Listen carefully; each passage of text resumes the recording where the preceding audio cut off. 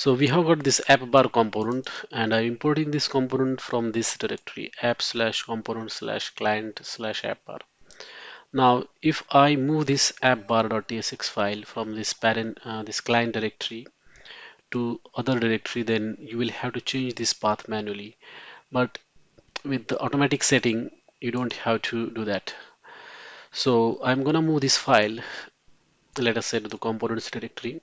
So you can see that after I move that file, after a few seconds, I got this pop-up which says update imports for the appbar.tsx. Then just click on yes, and then this particular path will automatically change.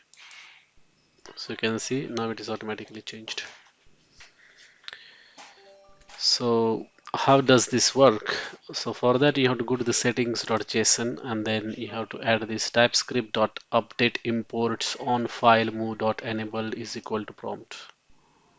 So in the settings.json you have to add this property typescript.update imports on file move.enabled is equal to prompt. So there are three other settings that you can make here: always, never, and prompt. So if you set always, it will automatically change the imports for you. I'm gonna do this prompt and then click on save.